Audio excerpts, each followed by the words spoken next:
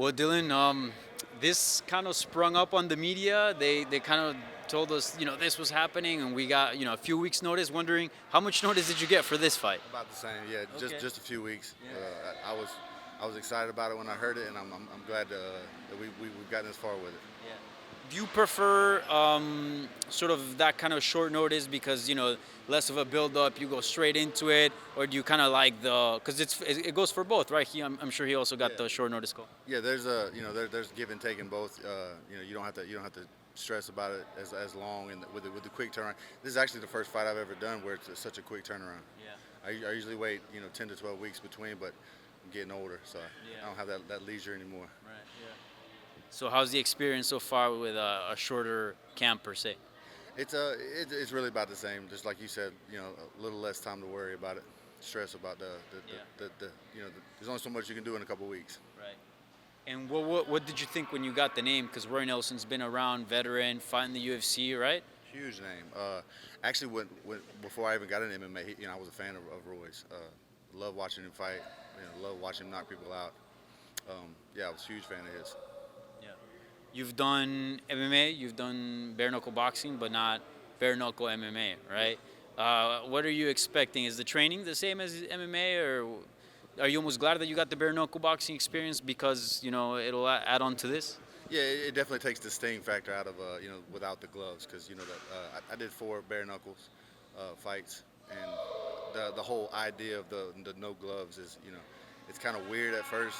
It's surreal if you would say, just the fact that you don't have gloves on. So yeah, it kind of took the shock factor out of that for me. You feel like you'll have an advantage because, from what I know, I don't think Roy has any experience, at least professionally, bare knuckle boxing or fighting in general. I don't know. It's not something you can really prepare for. To get hit without gloves, you can't really do nothing about that. It's gonna feel different. I can't really offer any advice about how to prepare for that in any different way than just see how it feels. And you're a veteran. Where would you rank this fight, this matchup with Roy in your career? This is probably the top of my career for sure. Huge name, huge platform. I'm excited about it. All right, Dillon, how you doing, my man? All right, 4 weeks ago, right, Gamebred Boxing Promotions, Milwaukee, probably the most satisfying win of your career. Just tell me about how great that win. We talked a little bit afterwards. I was with you out there in Milwaukee, but how great was that a couple days afterwards? Man, it was just 2 years of relief. I was supposed to fight the guy 2 years prior to this, and he had a lot to say about me, my family, my kids. So to be able to finish him the way I did, it was just icing, cherry on top, man. Absolutely. Tell me that momentum's got to be great for you, right? Coming from that win, all that energy, great family vibes, all that stuff going into this. Do you think you have a little bit of that great momentum going into this fight? You could say that. These training camps, they don't do you any justice as an older fighter. That lengthy period of time, it wears on your body. You definitely feel the time that you've been training in between. The momentum feels good because it's almost like I never stopped. I kept going all the way through. 2 more for you, my man. Island fights, multiple wins, multiple knockouts, multiple main event wins. Then you go to the bare knuckle, so there's no more grappling, right? There's no more kicking. Are you excited to kind of bring that back? I remember you had a couple monster kicks in your career. Is it good to bring that aspect back into your game? Yeah, of course. Just the training part of the grappling, the training that goes into it. It was exciting. I was remembering, old submissions that I hadn't tried in years.